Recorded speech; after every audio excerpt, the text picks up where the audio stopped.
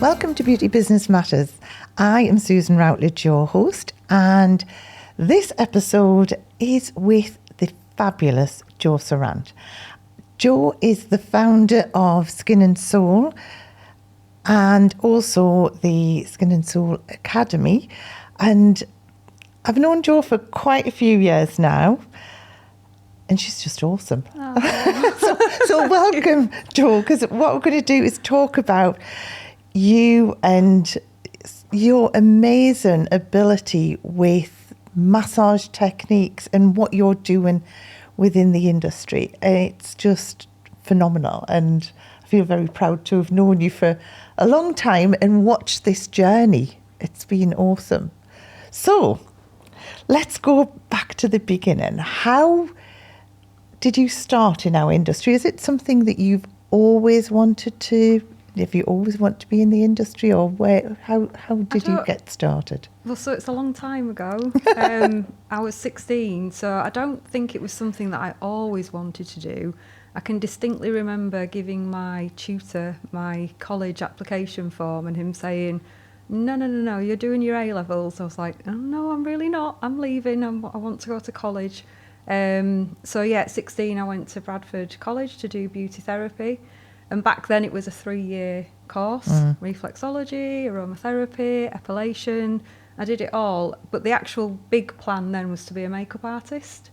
So I had plans to go down to London and I wanted to be in either the theatre scene or something like that. But actually life had different plans, and I didn't end up there. I ended up working in a salon and absolutely loved it. So yeah, a long time ago. But I fell into the industry, I think, through massage. Probably was the thing. I had a couple of teachers at Bradford College that were really good at massage and really into it, and I felt like it was something that really connected with me. So when I went to my job, that was my what do you call it when you have like your forte test kind of thing? Yeah, the thing that you. And she asked me what I wanted to do, and I said, "Oh, I'll do a back massage." And actually that was it then. That was my column. She took me on, and I think back then as well there was one salon in the town, and in each town, I was up in Yorkshire, there wasn't the pick of places. I was just really lucky to get in the salon in that town, so I had a really good grounding. And how long were you there? I worked for her for 5 years. And sort of progressively moved up to helping her manage the place, and then opened my own small salon above her hairdressers, and there was a nail tech there who we just hit it off straight away. So 2 years later we decided to open our own salon. We got a big high street, when you're young and you just you think you can do anything. It's fine. We can have this big salon, and it had rooms, and we created a double treatment room, like a spa type room. She was very much nails and the lash extensions, all that kind of thing, and I was the facials and massage. So we worked really, really well together. And how long did you have that for? We had that one for 10 years, and then we had children, and it just all started to feel like a big responsibility. The salon very much relied on us, and I think we were wanting to take a step back, and we had no business training whatsoever. Made a couple of bad decisions, I think, from an accountancy point of view. Got led down the wrong path. But actually, looking back on it now, it really served us well, because it pushed us to look at business models and what might work better for us. So we opened a smaller, more like boutique type place and rented the rooms. And that business model now, if I went back to having a premises, I would use that business model. I think it worked really, really well. I loved having the salon. I loved having the staff, the teams. We entered Pro Beauty. We were finalists in Regional Salon of the Year, and we got to Clarence Gold Salon, and I just loved that time, but it was hard. I found it hard. The thing is, just from what you've said as well, I always believe there isn't anything that ever goes wrong. I think it's just you learn from it, don't you? And like you say, you went for big premises, then realised that was... And as well, I think different things serve you at different parts of Yes. your life as well. You know, so at that point, having the larger salon, yes, that would work. But with a family, it's not going to, kind of thing. But that's the great thing, isn't it? Because Yeah. you can just, I always like to say, your business, your rules. You can Yeah. just change it again to like what you want and pivot into something else. Yeah. So is that salon still going, or did that eventually close? No. So she's my best friend really now, but she moved it to another premises that she now owns. She has changed the name since, but yeah, I'm still in touch with a lot of the staff that was there. Like, it was a really, really good time, really expansive time actually of my life, because it pushed me to think bigger. But we just didn't have the business skills like the way you mentor in the industry now. I think had I had some of that knowledge, Yeah. I perhaps could have made the salon work where we were stepping back a little bit. But we didn't have that back then. And this is why this industry is changing so much for the better, that people are thinking more like business owners rather than we were beauty therapists that fell into being business owners.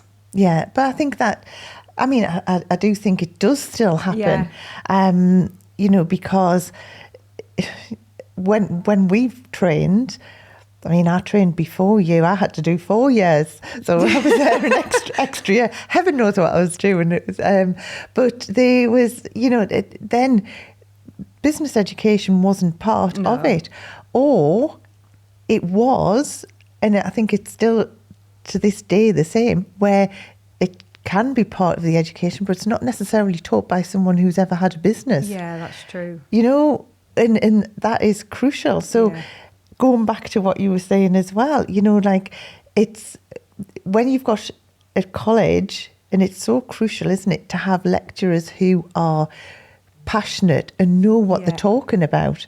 I mean, I can remember doing a little bit about business education, but I mean, say the lecturer who taught us, she'd never really had that much experience ever in a salon even. So it was just what she was reading from a textbook. Yeah, absolutely. You know, but like you say, you had someone who was passionate about massage and things, and it just shows what an influence that does have. Isn't it? I always think things like epilation.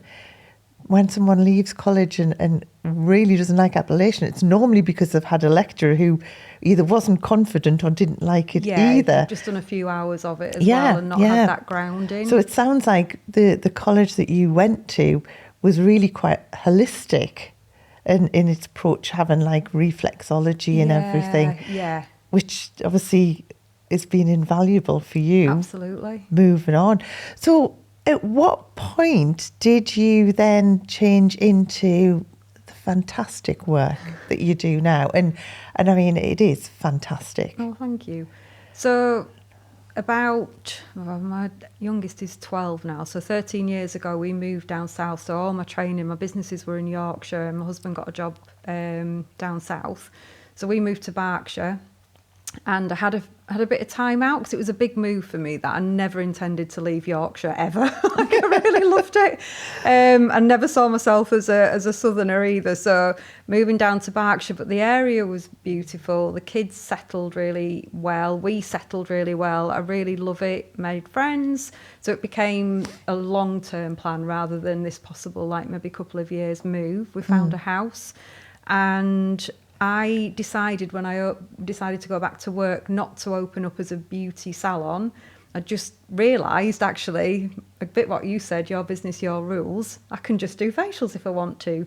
Massage has always been a big part of what I do, so I decided to do just facials and massage. I wasn't sure if it would be a thing. Like, skin clinics were just starting to surface at that time, or in my view, I hadn't seen lots of them, so I wasn't sure if I could do a whole business from it.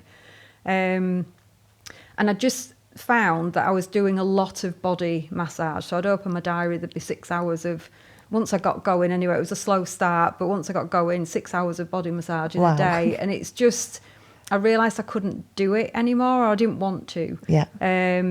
So I went back to a treatment that I'd created for our salon, which was simply a back massage and a facial. but it served the purpose for the clients that wanted that body experience. But it was doing the thing that I now felt really passionate about, which was facials. So I'd done my training, microneedling, chemical peels, my level 4, started to move more into that skin specialist type role. But my clients were not letting me because they were booking in for this facial. But it was my lowest point treatment. And this is when me and you met, because you said to me, where are you sat? What treatment are you sat in? So I think I spent about a month like looking at what treatments I was doing, and I was like 70%, I think, sat in this facial and back massage treatment, which at the time I was charging £45 for. Yeah, I can remember. Yeah. So although I was busy not making a lot of money. Yeah. So I realised that I had to dig deep and turn this treatment into something really special. So I spent time doing that. I spent time reconnecting, because I'd done Reiki years ago, and kind of shut it down a little bit through not perhaps fully understanding it, perhaps being a bit young, but reconnecting back to that side of me, the energy side, the connection piece, talking to clients about why they came to me for that treatment, why I couldn't get them into having, I mean, they'd have the peels and the microneedling, but they'd almost come in like, oh, am I having my microneedling today? I'd be like, yes, you are. I'm really sorry. So I just felt like I had to make this treatment, one, profitable, and two, something really special that clients would be really happy to pay for. So that happened. And then I invited a wonderful lady that I know now really well. She's a brand rep in for this treatment as a thank you for helping me throughout the year. And after the treatment, she just said to me, you need to be training this. She said, other people are not doing treatments like this. And I didn't know that. You don't realise what people are doing. So she asked me to go around a few clinics and salons, helping them use the products in a more holistic way. So yes, they can do their advanced skin treatments, but they don't necessarily need another brand to do a more holistic facial with. And throughout that year, I visited quite a lot of clinics, and I realised that it was the massage piece that people were lacking. Yeah. And that then helped me to start think about putting together these group workshops. So that's kind of that journey. This episode is brought to you by our amazing sponsor, Forest Salon Software. I'm especially delighted about this partnership because I've known CEO of Forest, Ronan Percival, for over 12 years, and he was also the first guest on this podcast.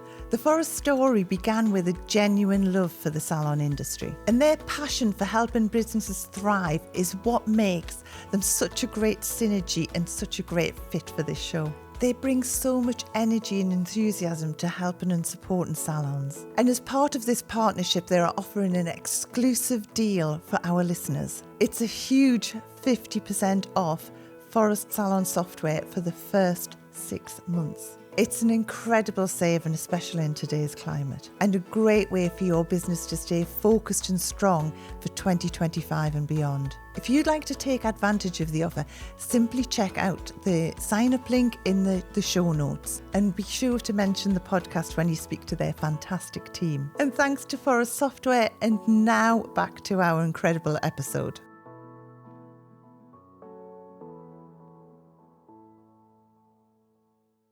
Can we just go back a bit, Jo, to what you said? Because obviously you were charging £45 for a treatment, which isn't sustainable. But I mean, the thing is that, and I think this happens so often in our industry, that, like, you know, people put themselves into a price point and think that they've got to stay there. Yeah.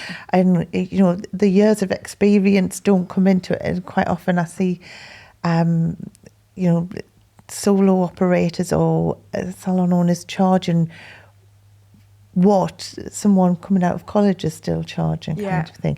Now, obviously, you then knew that you had to practically become price irrelevant, and that's what I teach. But how did you do that, going from £45 to treatment to probably double that? Did you take those same clients on that journey, or did you have to bring in a new clientele to do that? Because I think that this is like really relevant on someone who's thinking, well, yeah, it's all right for Jo, you know, she's done it, but like, it's, you know, how did you do it? Yeah, and that's exactly what I used to think. It's all right for them. They're in that area. They've got a celebrity client, or they've got this connection, and I had none of that. One's a massive one is mindset, and I know that's a real like buzzword in every industry huge, right now, but it is so true. I do believe you've got to master your craft, and I do think I had gaps, and doing some of the training that I've done really helped me to have that confidence.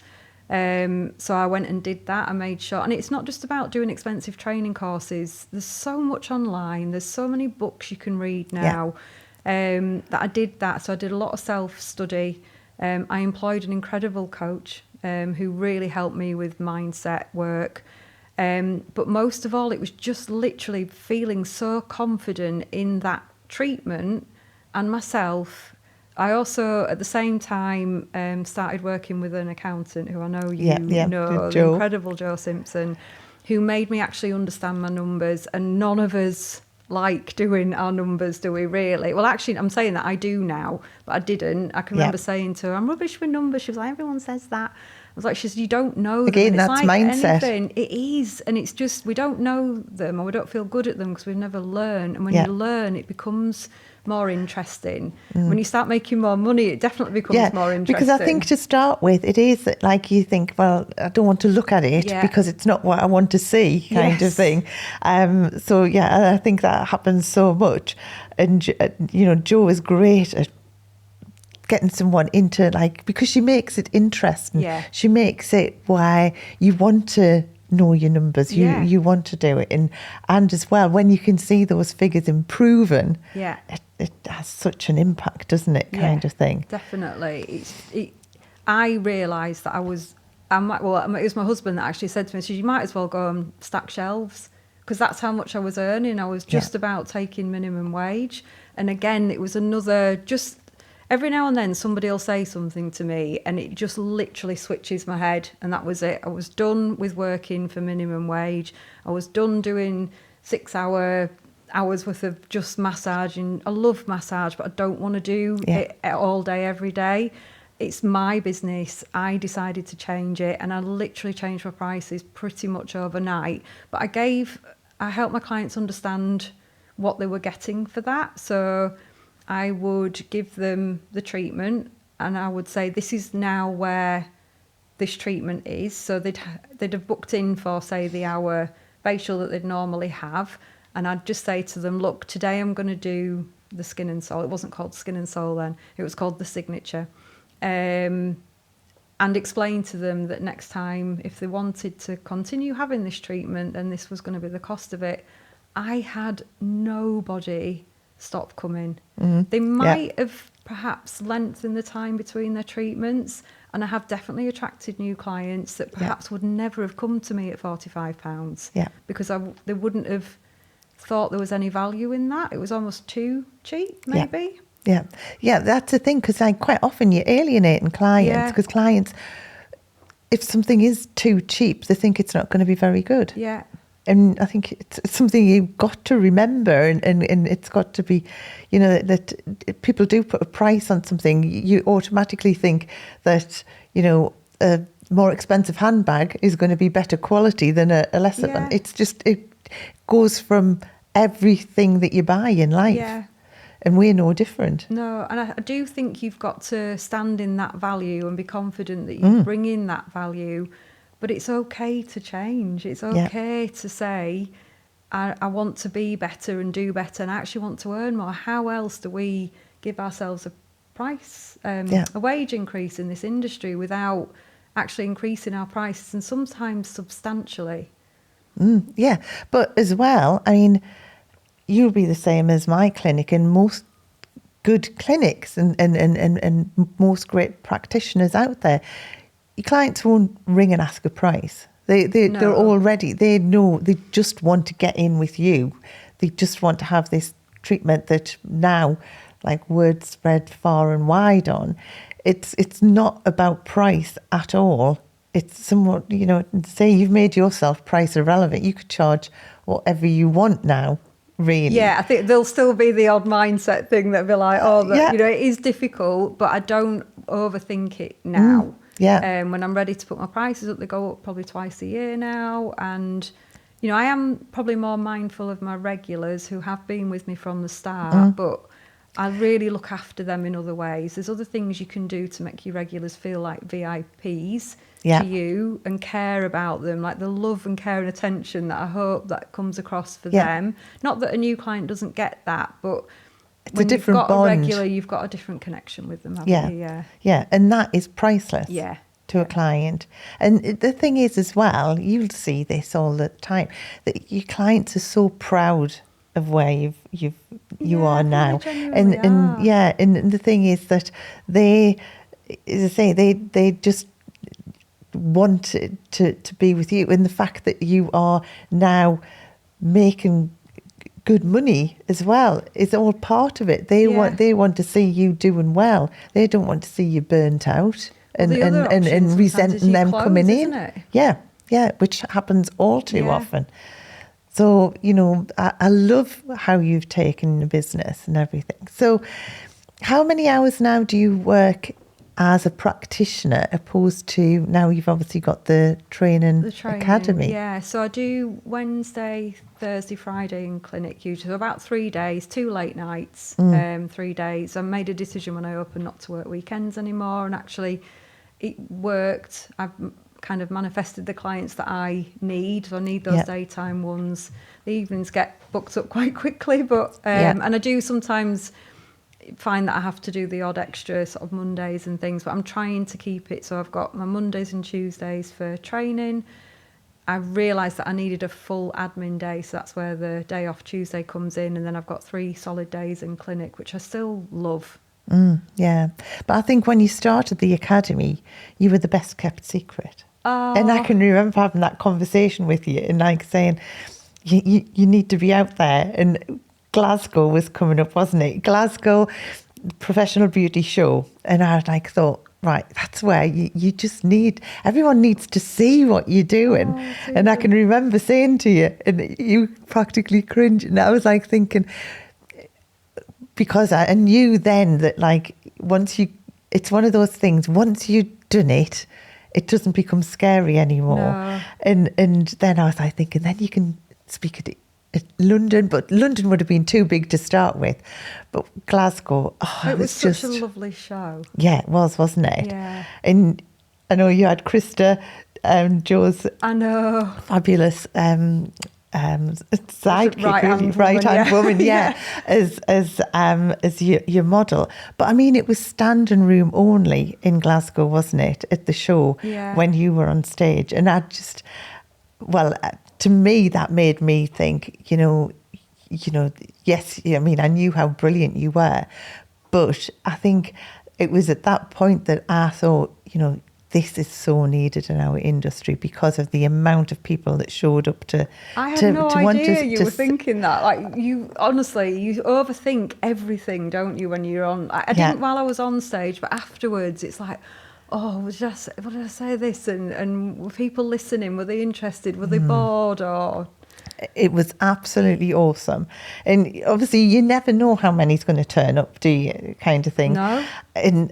But because I was doing the beauty roundup earlier, and there was people talking about that they were going to go and watch you in the beauty roundup, and I just thought, wow, this is going to be really good. And then I can remember coming down, and as I say, it was just packed, absolutely packed. I think it was one of, if not the busiest talk or seminar that was there. And considering it was a small show, and it was your when you were on was late in the afternoon. Yeah, could have been the graveyard shift, couldn't it? Exactly. But it was the absolute opposite, and hats off to you. And I think that is hopefully from there, I think I could see your confidence grown when you were on the stage as well. Yeah, I was looking forward to doing the demo. I think, that conversation with you was a really chance conversation because I'd seen you at a previous Beauty Roundup event and I got your sort of one-to-one email and I thought, do you know what, it'd be really lovely to catch up with you. And that's why I reached out to you to have that conversation. And then you so kindly kind of put that idea, and I can remember thinking, no. But something in my head as we were talking, I thought I need to come back to this at the end of the conversation and just say, because I just think if Susan Routledge thinks I can do this, then I can. So, yeah, it was definitely a step in the dark because I've never done anything like that before. And anybody listening to this, honestly, I am not a natural speaker. I employed a very gorgeous gentleman to help me, Arif, to help me with my confidence actually to get on stage, because that was a big thing to get past it. But I knew I didn't want to read from notes. I knew I wanted to do a demo because I think that's where that inspiration piece comes from. But actually getting my story out there and being confident in telling like my story so it was relatable to people, just to see that anyone can do this if they want to. Yeah. It's just about elevating yourself. Yeah. And so I wish I'd videoed some of it because I'm really glad you didn't. I have got a few clips, but yeah. So obviously from there, did you get work from there? So, I'm just thinking of anyone thinking, right, I'm good at what I do and I want to like elevate what I do, and using you as an inspiration. Being on stage, was that a catalyst to bringing you more work? Yeah, definitely. Well, just in the lead up to that, I got the course Javier endorsed as well. So that I felt like everything was in place, ready for that. I was already doing the workshops. I think I'd run 2 at that stage, but I'd been working one-to-one with clinics a lot leading up to that. But it was this group workshop piece that I really wanted to get out into the world, really. So the Javier endorsement really helped. And at the same time, I did Glasgow. Just a couple of months previously, I'd done the National Massage Championships as well. I think I came 3rd in that, which was a really nice experience. So there was a few things that kind of led up to that, to probably making it feel like a credible course, because I don't think my name was known at all. So it just helped people understand where I was coming from in the industry. Perhaps they could see, I love this industry. So I really hope that the passion came across. So yeah, I think it did help people to see, she's done speaking, then obviously got the Javier endorsement. People need to have a bit of confidence they're going to learn something from you, don't they? It's credibility, because there is a lot out there, isn't there? Yeah. The techniques that you use, how did you come up with those? So anyone who hasn't watched what you do, I would highly say, because there is things on YouTube and that now, isn't there? It's mainly on Instagram. Instagram, yeah. On your, we'll put everything in the show notes. But the techniques that you use, obviously, when you're at college, you learn the standard techniques and things. How did you develop how you do things now? Because it's all, I just love watching you, because it's like watching you do like this dance kind of thing. It's everything flows so beautifully. It's just so different. So how did you develop that? So when I made this decision to kind of reconnect back to like the energy side of our work, and when I say energy, it can be anything. So whatever your feeling or belief behind where energy comes from, whether it's faith, spiritual, source, universal, human to human, we all have an energy connection. Like I can feel the energy when I walk into a room, just like anyone can. You can change someone's energy with words. You can change them with a hug. Like we just have energy. So whatever, and I think most massage therapists get that. So when I started delving deeper into how energy can be, how that connection happens in massage and in facials particularly. So my background was body work, and I brought that to facial work. because partly for joints, but when you do body work, and I love body massage, but you move a lot more than in a facial. So quite often you taught to do a facial, sat down on a stool, and you'll kind of work through your movements in your protocol. I used to have some clients that came to me, particularly in my salon up north. I had one gentleman that came to me 2 or 3 times a week, and I could not do the same treatment on him every time he came in. So he was a professional, he was a sportsman, so he needed recovery massage. He also needed this almost like warm-up one, and he came for one that was just for pure zone-out relaxation. I had to adapt my techniques so I could give him a different treatment every time. And I did him right from my first days of working in a salon through to me leaving to go down to Berkshire. Doing him taught me so much, because it really taught me the idea. When I say bespoke, you can change a few techniques, but this treatment had to be different, and that is what I tried to bring to facial. So not only am I using my hands, my fingers, I use my arms, and to extend those movements like we do in body work, like using your full arm to extend through. And I always remember someone in tennis saying to me, when you have to follow through your whole, with your tennis movement, it's the same thing. Like if you follow that movement all the way through to almost like the tips of your fingers, and it's understanding that you can break out of your protocol. I do think there's an element of having to master. Once you know your muscles, your fascia, your circulation, you understand your lymphatics, you really understand the face and how it's made up, the anatomy and physiology, you are allowed to make your own treatment. And this is what I think a lot of therapists don't realise. You stick to protocols because you taught them and you think that's the be-all and end-all. And yes, in advanced treatments, of course, you've got to stick to protocols with ingredients and things. But once you really understand your craft, you can get creative. Yeah. And it's that creativity that brings a freedom. And I think for me, I stand up in a facial so I can move around the client. And it was just allowing myself to get creative with movement. So rather than just doing a standard like effleurage movement, it was like extend the whole movement and working rather than, again, from doing the shoulders, doing the neck, doing the jaw, doing the face. It's like, why not? Let's do it all at once. So it went from these small movements to these big, extended, elongated sort of movements, and exactly what you said, a bit artistic, like very a dance. artistic, And I love it. Do you find that you can teach it to anyone? No.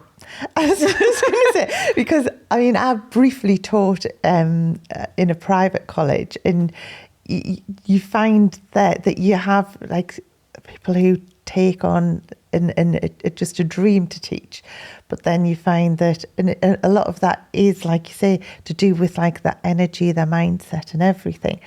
So, how do you sort of vet someone who's going to come on your training?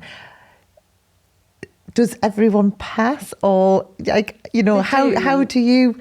Because do you find that in a room, because now you're doing group training, that you have different abilities? Yeah. And how does that work then, where you can, at the end of the day, have everyone go out with the same skill?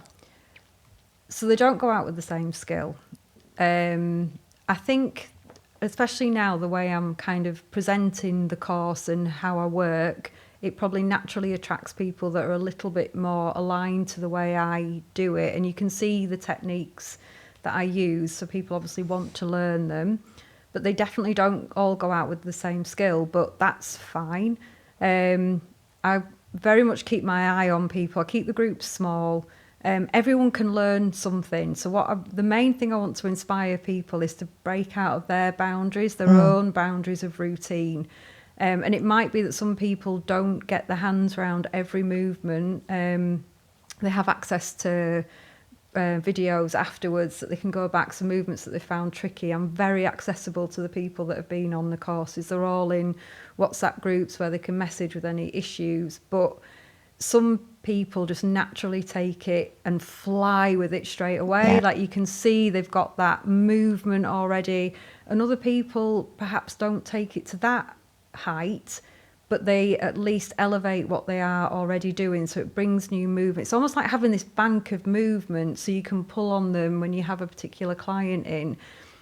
And they'll do that. So they'll know they'll be able to perhaps elevate a treatment that they've already got or bring out a new treatment that is more massage aligned. So I can teach anybody, but I can't make everyone Yeah. take it to that height. But I think the more and more I'm out there talking about it, and especially like the more spiritual side of my work, the more I'm attracting people who are already there with that, and they're wanting to elevate. They're already at a high level and they're wanting to elevate beyond that. Yeah. And do you find that someone coming to you for training, is it a combination of what they want out of it, or is it that, because I can see a few different elements to it, it's like, yes, they're going to totally make that treatment's signature, which then makes them uncomparable, Yeah. which then makes them price irrelevant? Yeah. Is it that element where someone wants to be able to charge more? Is it the element where someone wants to just elevate what they do? Or is it that they just want the bored with what they're doing? Or is it a combination of it all? I think it is I've had all of that. When people first email, most people will email and get in touch to find out a little bit more about the course, and I'll always email them to find out what it is that's attracted to them, what they want from it, to make sure I've got an idea of who's going to be on each course. And I see all of those. I'm bored with what I've done. The last massage I did was in college, or I really want to be able to charge more. I want to create a signature treatment for my business, and it's all relevant, and I can help all of those people. And there's probably a little bit of all of that in everybody. Like they have got a bit stagnant, a bit stuck. I hear that a lot. I'm really stuck, and it's just sometimes they just need permission to be more of them, get more creative, and just stand out a bit more. I think quite often this industry attracts people who are perhaps a little bit happier to sit back and work. We like working one-to-one, but actually letting them know that it's fine to stand out for your like things that you believe in. I was talking to a lady the other day who was feeling a little bit like she's in a group of skin specialists, and she was like, I'm not a skin specialist. I was like, but that's okay. Yeah. You're not a skin specialist. Don't promote yourself as one then. You're a massage therapist that does facials. Find a way to be that and own it. Yeah. It's fine. Yeah. Like I keep saying, it's like your business, your rules. Yeah. You can really and this is what I love about our industry. You can take any element of it and turn it into your area of specialism. And elevate yourself, rather than when we were at college, you learn a plethora of different things. And yes, you can just be a generalist, but where our industry is really, really elevating is the people who are turning into experts in what they do and bringing a different element. And that's where you'll attract someone from far and wide.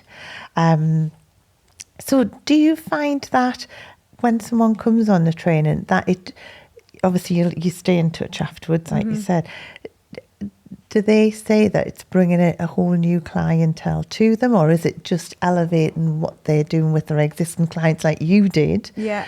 Or how is it working for someone? It's both. I can distinctly remember like one of my first students coming on the course, and she decided that she was going to change all of her massage. There's almost like no point in offering a standard basic massage treatment when you have this in your back pocket. Yeah. Like there's no point in reserving it for the premier treatment. Like just do this. Yeah. You don't need to have other massage techniques that you use in a more standard treatment. So for most people, it's about elevating a treatment that they're either doing or bringing in a whole new kind of signature treatment for them. And this one particular therapist just said, I literally started saying to my clients, I'm going to give you this one this time, and then this is what it is going to be. So that was all her. She had a brilliant business, still has a brilliant business, and she just elevated everything that she was doing to the Skin and Soul. She's called it Skin and Soul. She's absolutely run with it. And I see her online now, and you can see her movements are beginning to become part of her. So she's allowing it to be hers. And that's what I want people to do with this, is to make it part of them. It's not a copy and paste of what I do. I want them to elevate beyond, like just, be brilliant with it. And are these techniques only getting used in manual facials, or are these techniques being brought into some of the electrical side of our industry as well? Yeah, it works brilliant with radio frequency. It's a lovely, lovely treatment, like the massage afterwards. So I use it in one of my treatments, is a longer treatment. It's probably my highest priced facial. And my clients can have like radio frequency, or I do the Lima laser with it. You can use LED with it. I would say it's very stimulating, so I would be very mindful what electrical modalities you used with it. But things like RF and microcurrent, 100%. And some people have gone, especially clinics that see themselves as more of an advanced skin clinic, that is exactly what they'll do. They'll use the massage to complement something like radio frequency or microcurrent. It works really well. And do you go into that sort of what Not so much in the workshops, Yeah. but the one-to-ones and the mentoring that I do, yes. And do you find that you have medics joining as well now, or is it mainly the therapist side? It is mainly therapists, partly because I need them to understand the massage element and to have that massage qualification, really, so the level 2. There are a lot of medics kind of coming into wanting that more holistic kind of touch. I've worked more with medics under a one-to-one basis, because they have the anatomy and physiology, but what they don't sometimes have is the skin. So as long as they are on a pathway to having that, I can teach them elements of holistic touch. What I wouldn't teach them is the trigger point therapy and things like that, because that's very much massage. And I do think, as much as we've got this like medic therapist kind of the two issue marrying going together, on at the moment, there's also that coming into our side of the industry, and most medics who come and do my course are already on that pathway, so they're already starting to think more holistically. They're wanting to design something for their clinic that has that more holistic atmosphere or experience, so they're already on that kind of pathway. I try and encourage them to at least look at the level 2, because I just think they need that qualification just to get going. But I can still teach them about holistic touch, energy, the basic movements, and they can use it in the application of products rather than it being an actual massage. But I wouldn't teach them the trigger point type work or the actual deep tissue work, which is what I would go into with a qualified massage or beauty therapist. And what I love as well is that obviously you've teamed with Arif, who like's been on the podcast a couple of times now, brilliant global sales trainer. How did that happen then, the marrying of the two?